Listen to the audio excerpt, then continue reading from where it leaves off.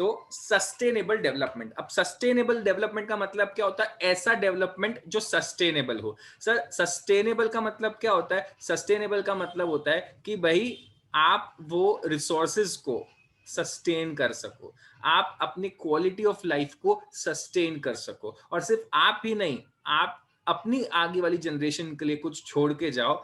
ऐसा इस चैप्टर का एक क्रक्स है। मतलब ये चैप्टर कहता है कि आपको इकोनॉमिक डेवलपमेंट करने के लिए मैं मना नहीं कर रहा हूं, यू शुड डेवलप इकोनॉमिकली, लेकिन जो आपका डेवलपमेंट है वो सस्टेनेबल होना चाहिए। आपको अपने जो रिसोर्सेज है उसके उनके ऊपर इतना स्ट्रेस नहीं डालना है कि आगे वाली जनरेशन के लिए वो बचे ही ना, या आगे वाली जनरेशन की वो क्वालिटी ऑफ लाइफ ना रहे जो चाहते हो आप उनके लिए रहना चाहिए। तो इस चैप्टर को पढ़ने के मतलब सस्टेनेबल डेवलपमेंट दो तरीके के होते हैं। 11.1 हेडिंग में पढ़ रहा हूं। सबसे पहला है बेस्ड ऑन रिसोर्सेज और दूसरा है based on fruits of resources. Based on resources जो आपका सस्टेनेबल डेवलपमेंट है थियरी, वो क्या कहता है कि भाई आज आपके पास जितने रिसोर्सेज है, आपकी फ्यूचर जनरेशन के पास उससे कम रिसोर्सेज तो नहीं होने चाहिए। आज आपके पास जितने रिसोर्सेज है, आपकी फ्यूचर जनरेशन के पास उससे कम रिसोर्सेज नहीं होने चाहिए, कम से कम उतने तो रहने ही चाहिए। तो भाई आप वो कहना क्या चाह रहे हैं कि आप रिसोर्सेज को इंटेलिजेंटली यूज करो, और ऐसा यूज करो कि सारे के सारे अपने को अभी खत्म नहीं करना है। अर्थ के पास प्लेंटी ऑफ रिसोर्सेज है, बहुत सारे रिसोर्सेज है, लेकिन आप अगर अभी रेकलेस एक्सट्रैक्शन और रेकलेस यूज करोगे रिसोर्सेज का, तो आपके आगे वाली जनरेशन के लिए कुछ भी नहीं बचेगा, तो वो लोग वहां पे डिसएडवांटेज में रहेंगे। तो ये कंसेप्ट क्या कहता है कि आज आपको जो रिसोर्सेज मिले हैं वो आपने इनहेरिट किए हैं अपने सीनियर से, मतलब जो अपने आपके जो पुरख हैं, पुरखों से आपने इनहेरिट किया। अगर वो आपके लिए नहीं छोड़ते तो आपको भी कुछ नहीं मिलता। तो आपकी क्या रिस्पॉन्सिबिलिटी है कि मेरी फ्यूचर जनरेशन को भी रिसोर्सेज मिलने चाहिए, मुझे इस तरह से अपने एट प्रेजेंट रिसोर्सेज को बचाते हुए या इंटेलिजेंटली यूज करते हुए चलना है। दूसरा है based on fruits of resources. अब इनका ये कंसेप्ट क्या कहता है कि भाई रिसोर्सेज तो मैं छोड़ दूंगा, लेकिन सिर्फ रिसोर्सेज नहीं छोड़ना है मुझे फ्यूचर जनरेशन के लिए। मेरे को ऐसी कोशिश करनी है कि आज जिस क्वालिटी ऑफ लाइफ में, जो क्वालिटी ऑफ लाइफ में जी रहा हूं, मेरी फ्यूचर जनरेशन भी वो क्वालिटी ऑफ लाइफ जिए। मतलब आपको जो हवा पानी साफ मिल रहा है, आपकी फ्यूचर जनरेशन को भी वो हवा पानी मिलना चाहिए। सर मैं हवा तो छोड़ रहा हूँ, रिसोर्सेज छोड़ रहा हूँ, भाई हवा तो तुम छोड़ोगे ही, कोई प्रॉब्लम नहीं है, लेकिन the quality of air should matter, the quality of water जो आप उनके लिए छोड़ रहे हो वो मैटर करता है। जो आप एक एनवायरमेंट उनके लिए छोड़ के जा रहे हो वो एनवायरमेंट मैटर करता है। तो जब अपन बात करते हैं सस्टेनेबल डेवलपमेंट की, तो वो दो तरीके से अपन देखते हैं। बेस्ड ऑन रिसोर्सेज मतलब क्या हुआ, आपको रिसोर्सेज भी आगे वाले जनरेशन के छोड़ना है। दूसरा है based on fruits of resources. Based on fruits of resources का मतलब क्या हो गया, क्वालिटी ऑफ लाइफ। आपको आपके आगे वाली जनरेशन के लिए ऐसी क्वालिटी ऑफ लाइफ छोड़नी है जो आज आप जी रहे हो। समझ में आया इतना? आगे बढ़े।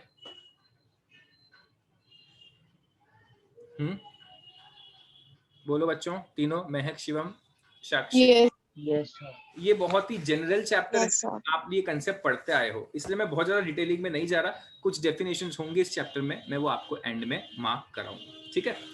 Next, meaning and functions of environment. ठीक है, अब एनवायरनमेंट के दो फंक्शंस है। सबसे पहला फंक्शन क्या है एनवायरनमेंट का, आपको रिसोर्स सप्लाई करना, आप लोगों को रिसोर्सेज सप्लाई करना, ठीक है। और दूसरा फंक्शन क्या है, आपके जो वेस्ट है उस वेस्ट को क्या करना, उस वेस्ट को असिमिलेट करना या उस वेस्ट को एब्जॉर्ब करना, ठीक है। तो अपन लोग क्या कर रहे हैं, पहला फंक्शन आपका होगा रिसोर्स एक्सट्रैक्शन फंक्शन। मतलब क्या हो गया, आप जो रिसोर्स को पहला फंक्शन क्या एनवायरनमेंट का, आपको रिसोर्स सप्लाई करना, तो अपन उसको बोलेंगे रिसोर्स एक्सट्रैक्शन फंक्शन। मतलब कुछ भी काम जब अपन का करते हैं, कोई भी मैन्युफैक्चर करते हैं, कुछ भी प्रोडक्ट बनाते हैं, तो अपन रिसोर्स एक्सट्रैक्ट करते हैं कि नहीं करते हैं, नेचुरल रिसोर्स करते हैं कि नहीं करते हैं। हर चीज की शुरुआत नेचर से होती है कि नहीं होती है, महक, शिवम, साक्षी? Yes, sir. होती है। Everything has it starts from a nature. मतलब आप जब भी कोई चीज बना रहे हो तो आपको प्रोडक्ट एक्सट्रैक्ट करना पड़ेगा नेचुरल रिसोर्सेज से, मतलब आपको नेचुरल रिसोर्सेज लगेंगे। तो सबसे पहला फंक्शन आपका होता है कौन सा फंक्शन, रिसोर्स एक्सट्रैक्शन फंक्शन। अब यहाँ पे क्या होता है, आइडियल सिचुएशन क्या होती है कि आपका जो रिसोर्स है वो एक्सट्रैक्शन का स्पीड कम होना चाहिए। किस चीज से कम होना चाहिए? आपके रिसोर्स के रीजनरेशन से।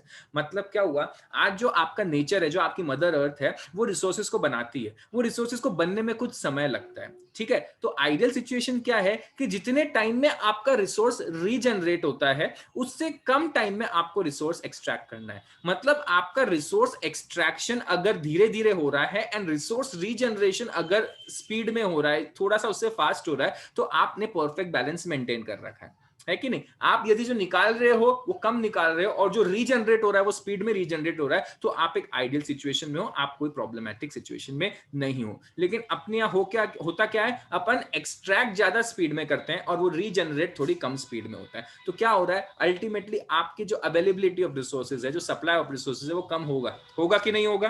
तीनों हाँ बोलेंगे, ना बोलेंगे, जो भी आपको लगता है। होगा।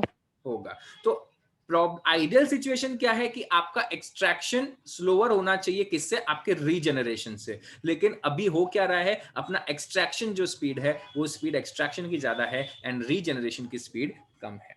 दूसरा, waste assimilation function. Waste assimilation function मतलब क्या हो गया, आप जो वेस्ट निकालते हो, प्रोडक्शन वेस्ट, मैन्युफैक्चरिंग वेस्ट, जो भी वेस्ट निकलता है, वो जमीन आपकी जो एनवायरमेंट एब्जॉर्ब करता है। आप कहीं भी फेंको, वो एट द एंड जाता है एनवायरमेंट में ही। तो वो एब्जॉर्ब करने की रिस्पॉन्सिबिलिटी किसकी है?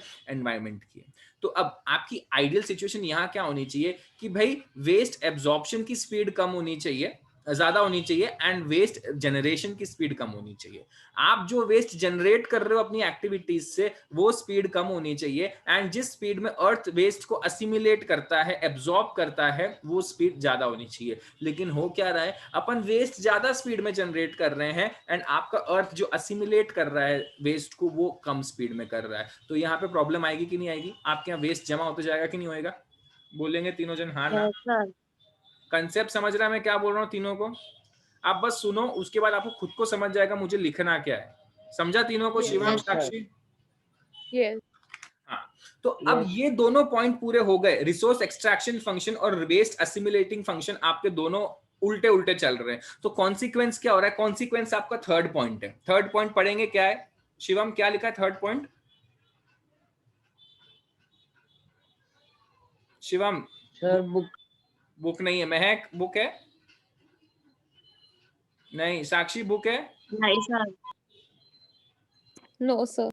नहीं है। ओके, तीनों के पास बुक नहीं है। चलो ठीक है, सुन लो। तो क्या होता है, पहला आपका फंक्शन, पहला पॉइंट क्या है? फंक्शन आपका रिसोर्स एक्सट्रैक्शन फंक्शन, ठीक है। यहाँ पे अपन गड़बड़ी क्या कर रहे हैं साक्षी? यहाँ पे अपन गड़बड़ी कर रहे हैं, अपन एक्सट्रैक्ट ज्यादा स्पीड में कर रहे हैं और रीजनरेट वो कम स्पीड में हो रहा है। दूसरा फंक्शन क्या है आपका? Waste assimilation function. यहाँ पे अपन क्या कर रहे हैं, वेस्ट अपना फास्टर जनरेट हो रहा है और जो असिमुलेट होता है, एब्जॉर्प्शन का स्पीड है कम। तो ये दोनों पॉइंट के कॉन्सिक्वेंसेस क्या हुए अपने? ये दोनों पॉइंट का कॉन्सिक्वेंस हुआ कि अपन जो सिचुएशन फेस कर रहे हैं वो है एनवायरमेंटल क्राइसिस। मतलब अपन लोगों ने इन दोनों पॉइंट्स में क्या गड़बड़ी कर दी, जिससे क्या हुआ? एनवायरमेंटल क्राइसिस हुआ।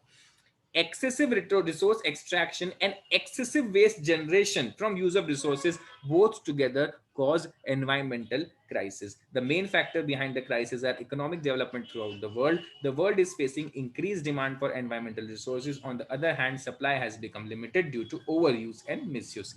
Hence the crisis. Next, अब इसके हार्मफुल इफेक्ट्स क्या हुए? ठीक है, अंडरलाइन करना बाद में जब भी वीडियो एक बार वापस देखोगे अपने पास बुक रख के, ठीक है।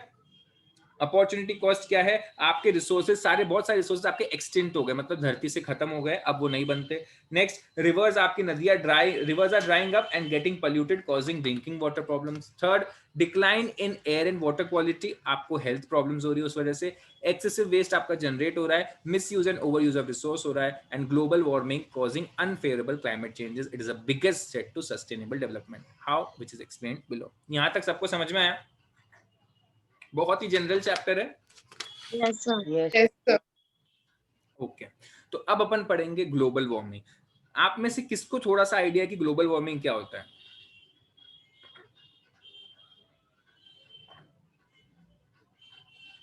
बताओ। सर मतलब ज्यादा पोल्यूशन की वजह से जो हार्मफुल इफेक्ट्स हो रहे हैं नेचर को। ये देखो, अपना बेसिक सिस्टम क्या होता है? अपना बेसिक सिस्टम ये होता है कि अपन लोग कार्बन डाइऑक्साइड एमिट करते हैं, ये सबको मालूम है। अपन ऑक्सीजन लेते हैं, कार्बन डाइऑक्साइड छोड़ते हैं, ये सबको मालूम है। यस यस ठीक है, उसके बाद अपनी जो इंडस्ट्रीज होती है सब होती है, वो सब भी बाकी गैसेस, मीथेन हो गए, कार्बन, ये बाकी सारे कार्बन रिलेटेड जो गैसेस है वो रिलीज करते हैं। ये आपको मालूम है, इंडस्ट्रीज से भी गैसेस निकलते हैं, मालूम है। यस हाँ, अब आपके प्लांट्स और ट्रीज और फॉरेस्ट क्या करते हैं, ये सारे ऑक्सीजन को, कार्बन डाइऑक्साइड को ये लोग ऑक्सीजन, फोटोसिंथेसिस के थ्रू ऑक्सीजन में कन्वर्ट करते हैं, राइट। यस अब हो क्या रहा है बच्चों, जो अपने ये एमिशन की स्पीड है, वो एमिशन की स्पीड बढ़ गई है, एंड जो आपके ऑक्सीजन में कन्वर्जन की स्पीड है वो कम हो गई है। तो इस वजह से क्या हुआ, carbon dioxide and many other harmful gases जो बोलते हैं वो आपके एटमॉस्फेयर में कॉन्सेंट्रेट हो गए, और उनके कॉन्सेंट्रेशन की वजह से क्या हो रहा है, उनके कॉन्सेंट्रेशन की वजह से आपको ये सारी जो ग्रीन हाउस इफेक्ट हो रहा है। ग्रीन हाउस इफेक्ट मतलब क्या होता है, अर्थ रहता है, सर टेम्परेचर बढ़ जाता, हम्म, इंक्रीज इन टेम्परेचर। हाँ, increasing temperature green house effect की वजह से होता है। अभी ग्रीन हाउस इफेक्ट क्या होता है, मैं आपको शॉर्ट में समझा देता हूँ। क्या होता है कि आप अर्थ, जो सनलाइट, सन है, सनलाइट जो होती है वो आपके अर्थ के उस पे आती है, क्या बोलते हैं, सरफेस पे आती है, और आपकी जो सरफेस है वो आपकी सरफेस उस सनलाइट को वापस रिफ्लेक्ट करती है ऊपर की ओर। ठीक है, तो जब ये सारे गैसेस, ग्रीन हाउस गैसेस जिसको अपन कहते हैं, वो आपके एटमॉस्फेयर में बढ़ जाते हैं, तो क्या होता है, आपके अर्थ के ऊपर सनलाइट आती तो समझ लो 100 है, लेकिन वापस जाएगी 80। तो जो 20 है वो 20 आपके यहाँ पे एटमॉस्फेयर में अक्यूमुलेट हो जाएगी, और इस तरह से जब अक्यूमुलेशन बढ़ता रहेगा तो ओवरऑल आपके क्या होएंगे, आपके राइजिंग टेम्परेचर्स होते जाएंगे। आपके जो टेम्परेचर में ओवरऑल राइज है, वो ओवरऑल राइज आपके टेम्परेचर में बढ़ता जाएगा, और इस वजह से क्या होगा, ग्लोबल वार्मिंग। अब ग्लोबल वार्मिंग से होता क्या है, आपके जो अर्थ के अंदर, ऊपर अर्थ के सरफेस के ऊपर जो ग्लेशियर्स है वो सब मेल्ट होने लग जाएंगे, और वो मेल्ट होंगे तो अल्टीमेटली वाटर आपके वाटर बॉडीज में जाएगा, ओशंस में जाएगा, सीज में जाएगा, और आपके वाटर लेवल्स बढ़ेंगे, जिससे आपकी सिटीज को सबमर्ज होने का खतरा है। ठीक है, ग्लोबल वार्मिंग के और भी बहुत बड़े बड़े डिसएडवांटेजेस है, और क्या है ये सब अभी अपन पढ़ने वाले हैं। तो मैं रीड कर रहा हूं, आप सुनेंगे। Global warming refers to increase in average temperatures of Earth's surface near air and the oceans. The most important source of worldwide pollution is emission of greenhouse gases. There are many types of greenhouse gases, out of which carbon dioxide, methane, and nitrous oxide are the most prevalent. Emissions of these gases, called greenhouse gases, cause global warming. Greenhouse effect is also due to natural causes like burning of coal, oil, gas. इन सब से भी क्या होता है, इन सब से भी gases निकलती है, तो ये भी आपके ग्लोबल वार्मिंग का हिस्सा है। But at the same time it is absorbed into oceans and used by plants in photosynthesis, but the rate of emission from all the sources taken together is much greater than the rate of absorption. मतलब ऐसा नहीं है कि आपके plants और आपके ocean absorb नहीं कर रहे, एब्जॉर्ब कर रहे हैं, but the rate of absorption जो है वो एब्जॉर्प्शन का रेट कम है, और आपके रेट ऑफ एमिशन जो है, जो रिलीज कर रहा है, वो रेट ऑफ एमिशन ज्यादा है। ठीक है, this has led to concentration of gases in the atmosphere. ठीक है, फिर उसके बाद आपके रैम्पेंट इंडस्ट्रियलाइजेशन हुआ 200 साल में लास्ट, तो उससे आपके कार्बन डाइऑक्साइड का कॉन्सेंट्रेट जो इंक्रीज है, वो जो क्वांटिटी क्वांटम है, वो सडन इंक्रीज हो गया। अब यहाँ पे कुछ स्टैट्स या फिगर्स है, ऑनलाइन करने रहेंगे आपको। टुडे इट इज 379 पार्ट्स पर million ppm and increase of 103 ppm over pre industrial time. मतलब प्री इंडस्ट्रियल टाइम्स में जो आपके एटमॉस्फेयर में कम हुआ करता था, वो 103 ppm से बढ़ के 379 ppm हो गया। 450 ppm is the maximum atmosphere can take for sustainable living. मतलब आपका जो सस्टेनेबल लिविंग है एटमॉस्फेयर के लिए, वो 450 ppm ही हो सकता है, लेकिन आप लोग ऑलरेडी अभी कितना पहुंच चुके हो, you guys have already reached at the level of कितना, 379 ppm। तो आप लोगों के पास ज्यादा स्कोप नहीं है। अगर आपको सस्टेनेबल लिविंग चाहिए तो आपको अपने आप को सुधारना पड़ेगा, एंड दैट टू वेरी जल्दी। Bad effects of global warming क्या है? सबसे पहला, climate changes which in turn lead to cyclones, hurricanes, droughts, warmer nights and winter and unpredictable monsoon. ये सब आप लोगों ने अभी विटनेस किया कि नहीं किया? अनप्रेडिक्टेबल मॉनसून कभी भी आ जाता है, हैवी रेन्स हो जाती है, साइक्लोन्स होते हैं। आजकल इस बार कितने सारे तूफान आए, अम्फान तूफान आया, इधर एक कटरीना तूफान आया, उधर कुछ आया, इधर तूफान आया, उधर तूफान आया। फॉरेस्ट फायर्स चालू हो गए आप लोगों के, ऑस्ट्रेलिया में फॉरेस्ट फायर, ब्राजील के अमेजोन फॉरेस्ट में फायर्स। आप लोगों को आइडिया है कि नहीं? थोड़े अवेयर हो कि नहीं हो कि नहीं हो?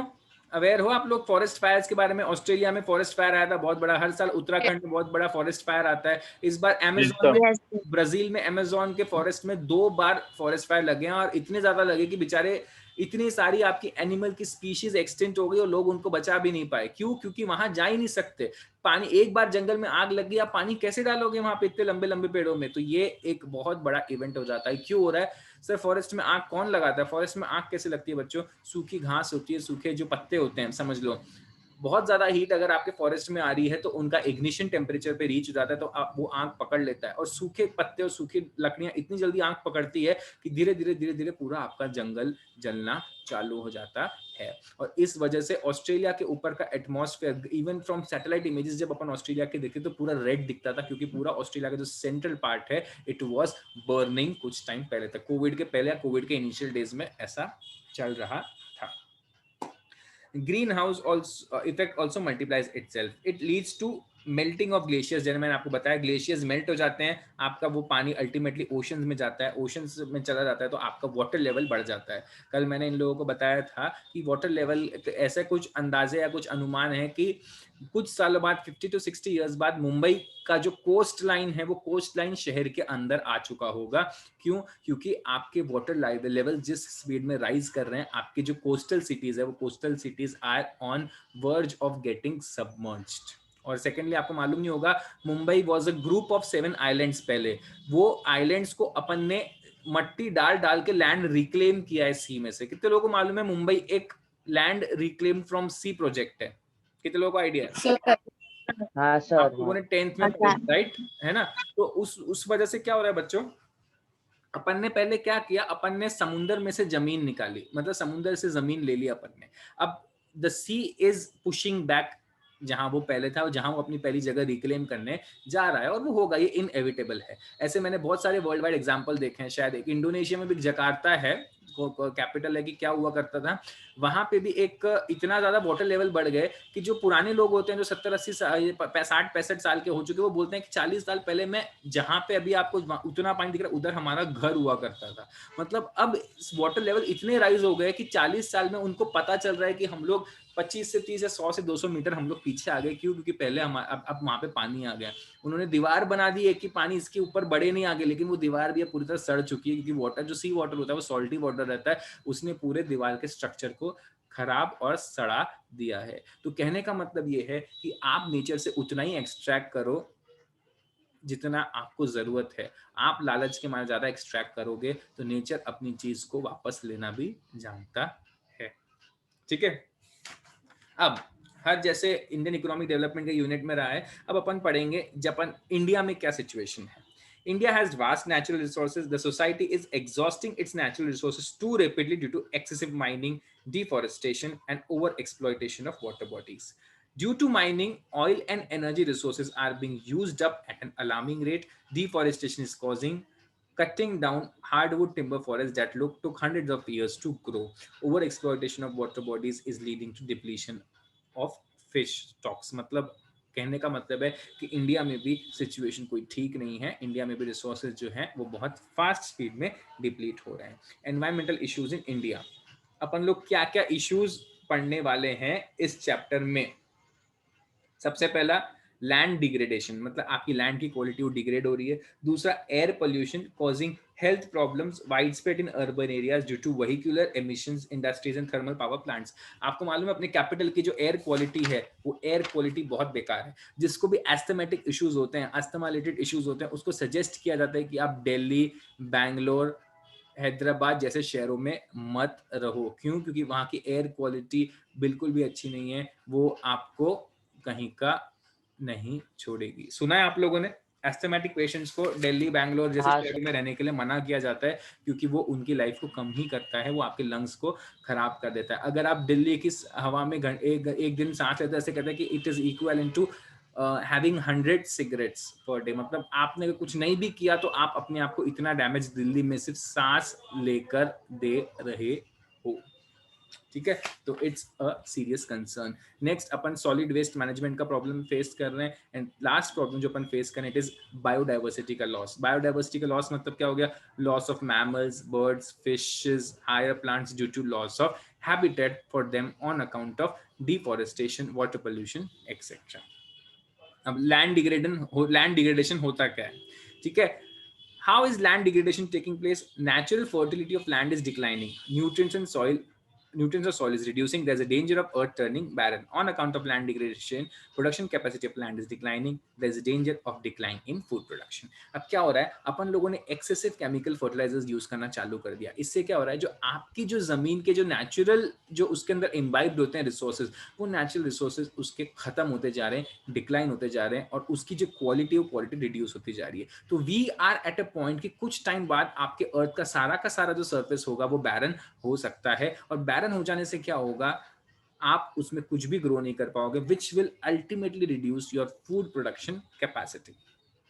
अब इंडिया में लैंड डिग्रेडेशन किस हद तक हुआ है, nearly 30% of land area has been degraded through deforestation, overcultivation, and soil erosion and depletion of wetlands, says a 2006 studies by Space Application Center of India Space Research Organization. The annual economic loss to degradation of land and change in land use in India was valued at 3.17 lakh crore. Underline करेंगे 3.17 lakh crore in 14-15, which was 2.5% of India economy's GDP in 14-15, according to a 2018 study by Energy and Resource Institute. The factors responsible for land degradation क्या है? सबसे पहला agriculture related factor. सबसे पहला क्या है इसमें?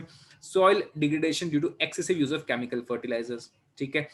Second point, irregular irrigation system due to improper planning and management. Since monsoons fluctuate, there are drought like situation causing damage to land. आपने जमीन पे पूरी ट्रीटमेंट कर दी लेकिन पानी ही नहीं आया, तो आपकी जमीन का डैमेज हो जाता है, आपके सॉइल का डैमेज हो जाता है। Third, improper crop rotation. Growing of crop takes away some nutrients from soil. Selection of crops while practicing crop rotation should be such that the new crop does not take away some nutrients which were earlier crops had taken. अब क्या होता है, लोग एक crop लगा देते हैं, उसके बाद तुरंत दूसरा क्रॉप लगा देते हैं, तो उससे क्या होता है कि सॉइल को जो अपने न्यूट्रिएंट्स को रिवाइज करने का टाइम लगता है, जो वापस अपने आप को रिसोर्सेज डालने का टाइम लगता है, वो टाइम नहीं मिल पाता। तो सॉइल रोटेशन कैसा होना चाहिए कि सपोज 10 मिनरल्स है आपके सॉइल में, ठीक है, ए बी 1 2 3 4 5 6 7 8 9 10। अब आपने एक क्रॉप लगाया जिसने आपके मिनरल 1 2 3 4 को यूज कर लिया, तो आप दूसरा क्रॉप लगाओ ऐसा जिसके लिए आपको 5 6 7 8 न्यूट्रिएंट्स की जरूरत पड़ेगी, आपको 1 2 3 4 की जरूरत वापस नहीं पड़नी चाहिए थी। क्यों? क्योंकि 1 2 3 4 ही वापस आपकी जमीन से एक्सट्रैक्ट कर लेगा, तो आपकी जमीन टोटली 1 2 3 4 के डिवॉइड हो जाएगी। तो आपका क्रॉप रोटेशन ऐसा होना चाहिए कि एक साथ सारे रिसोर्सेज यूज उसमें ना हो, थोड़ा प्रॉपर डिस्ट्रीब्यूशन और प्रॉपर बैलेंस होना चाहिए। समझ में आया? Yes Devansh? Yes sir. Devansh? Yes sir. हाँ ठीक है, नेक्स्ट। समझ में आया ना बेटा? वही पूछ रहा था। हाँ sir. Fourth, shifting cultivation is practice in forest abundant areas. अब ये लोग क्या करते हैं शिफ्टिंग कल्टीवेशन में, वो लोग आपके वो बनाएंगे, क्या बोलते हैं, एक जमीन के एक टुकड़े पे कल्टीवेशन करते हैं, ठीक है, उसके बाद जब उसके सारे रिसोर्सेज चले जाते हैं उसको छोड़ देते हैं, दूसरा टुकड़ा पकड़ते हैं, उसको भी जला के उसको खाली करके फिर उसमें वो काम करना चालू करते हैं। तो इससे क्या होता है, जब आप निकालते हो तो आपका जो सॉइल रहता है वो रेंज के साथ पूरा वॉश अवे हो जाता है। ये देखो, fourth, there is shifting cultivation. This is practice in forest abundant areas. ठीक है, farmers occupy a piece of forest land and cut the trees. They grow crops on the forest free land. Forest check floods. When rain comes, forest free area is flooded. The forest soil is washed away, and in few years, the land becomes uncultivable. Finding this, the farmers occupy another forest land, cut the trees, and grow the crops. In this way, ये लोग क्या करते हैं, ये लोग हर टुकड़े को infertile करते करते दूसरे जो जहाँ पे ऑलरेडी आपका फॉरेस्ट है वो फॉरेस्ट को काट काट के उसको खराब कर देते हैं। तो ये भी आपके लैंड डिग्रेडेशन का एक पॉइंट है। Fifth, misuse of open access resources. आपके जो ओपन एक्सेस रिसोर्सेज है, वाटर हो गया, आपकी बाकी चीजें हो गई, वो सारी चीजें अपन ने एक्सेसिव यूटिलाइज कर ली है जितनी अपने को नहीं करनी चाहिए थी। ये देखो, open access resources refers to resources over which government authorities have no direct control or not possible to have direct controls. River हो गया, underground water resource, open parks, roads etcetera Rivers are polluted when sewage water and material discharge of polluted water from factories to rivers. मतलब वो ये जो आप पढ़ते आए हो कि आपके रिवर्स कैसे पोल्यूट होती है, आप अपना जब फैक्ट्री का सीवेज सिस्टम होता है वो आप रिवर्स में डिस्चार्ज कर देते हो, ठीक है। दूसरे फैक्टर्स कौन से होते हैं? Forest related factors. First deforestation का पॉइंट है, लार्ज स्केल डिफॉरेस्टेशन होगा जिससे आपका सॉइल लूज हो जाता है। सॉइल लूज होता है तो जैसी बारिश आती है उस सारा का सारा सॉइल आपका पानी में बह जाता है। Second, excessive fuel and would fodder extraction, आपका जो फ्यूल होता है, वुड होता है, ये आपने एक्सेसिव एक्सट्रैक्ट करना चालू कर दिया। Third, forest are converted into habitation by encroaching upon them. Nagpur में पहले वर्धमान नगर के आगे जंगल था, ठीक है, अब वहां पे आगे के 10 किलोमीटर तक कुछ भी नहीं है, सिर्फ शहर है। इसका मतलब क्या हुआ? आपने धीरे धीरे फॉरेस्ट एरिया को एंक्रोच करना चालू कर दिया है, तो वो भी अपने आप में एक बड़ी गलत बात है। एंड फोर्थ, फॉरेस्ट फायर्स आपके यहाँ चालू हो चुके हैं जो आपके फॉरेस्ट एरियाज को डैमेज कर देते हैं। इंडिया में हर साल हिमाचल उत्तराखंड में होता है। Third point, poverty. There is extreme poverty in agriculture sector causing lack of resources which the farmers even to tackle environment problems on their own. तो जो पॉवर्टी है वो पॉवर्टी इश्यूज के चलते फार्मर्स उस एनवायरमेंटल रिसोर्स को tackle करने के लिए तरीके भी नहीं निकाल पाते, तो इसलिए वो जो गड़बड़ी होगी वो गड़बड़ी हो ही जाती है। समझ में आया यहाँ तक? यस, ठीक है, छोटा सा हिस्सा बचा है, मैं खत्म कर रहा हूँ ये चैप्टर। कल ये चैप्टर को नहीं, कल से अपन इंडिया पाकिस्तान चाइना वाला चैप्टर चालू करेंगे, ठीक है। Strategies for containing environmental damage in India. अब इंडिया में आप एनवायरमेंटल डैमेज को कैसे रोक सकते हो? सबसे पहला पॉइंट, एयर पोल्यूशन को कैसे कंट्रोल करोगे? Use of unconventional sources of energy in place of conventional sources. मतलब आप थर्मल पावर की जगह आप wind energy plants, solar energy plants लगाओ जिसमें आपके रिसोर्स का यूज कम होता है। कोल की जगह आप ये वाले रिसोर्सेज यूज करो, कन्वेंशनल यूज करो इंस्टेड ऑफ नॉन कन्वेंशनल, ठीक है। नॉन कन्वेंशनल यूज करो इंस्टेड ऑफ कन्वेंशनल, ठीक है। Use of CNG in vehicles, आप पेट्रोल नहीं डाल के सीएनजी और नेचुरल गैस यूज करो। Third, alternative medium of cooking in rural areas. आप रूरल एरियाज में एलपीजी यूज करो। ये इससे क्या होता है? एलपीजी यूज करने से मोदी जी कहते हैं ना कि आपके लंग्स खराब नहीं होते, आपका वुड की रिक्वायरमेंट कम हो जाती है, लोग नहीं तो लकड़ी काट काट के ले जाएंगे। जब सब लोग ऐसा करने लग जाएंगे तो आपके रिसोर्सेज में बहुत स्ट्रेस पड़ जाता है, तो इसलिए आप एलपीजी यूज करेंगे। अल्टरनेटिव तरीके यूज करने चाहिए आपने, ना कि वुड यूज करना। गोबर गैस भी यूज होता है आजकल, आपको मालूम नहीं है तो बता दूं।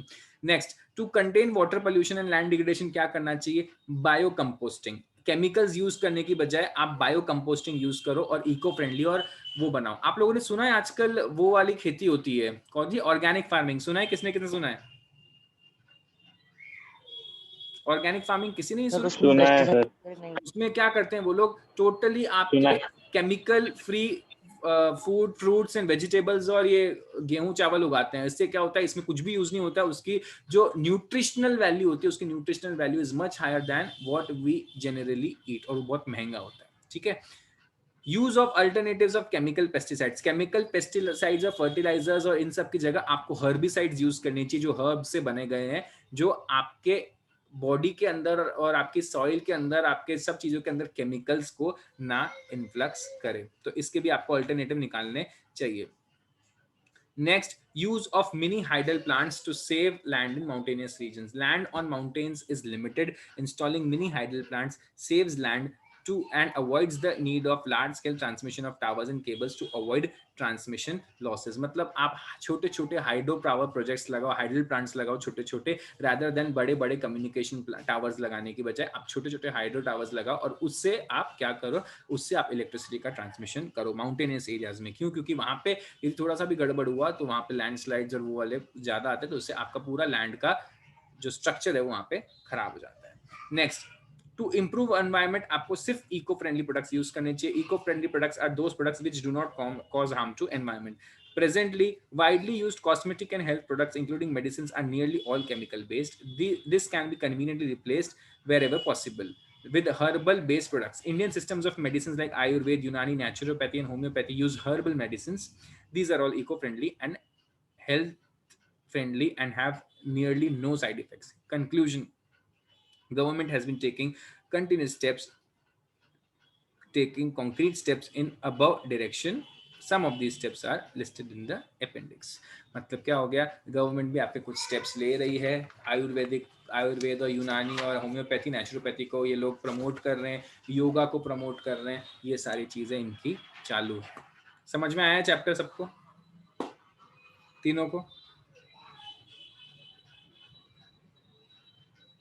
देवांश, महक, शिवम, समझ में आया बेटा?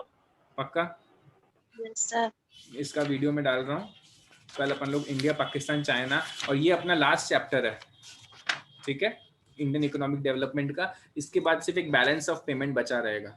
तो अपन लोगों को अब क्वेश्चंस चालू करना है। मैं डेली के कुछ क्वेश्चंस ओसवाल में से आप लोगों के लिए डालने की कोशिश करूंगा, ठीक है। उसके बाद विल स्टार्ट बिजनेस स्टडीज का सेकंड बुक, ठीक है।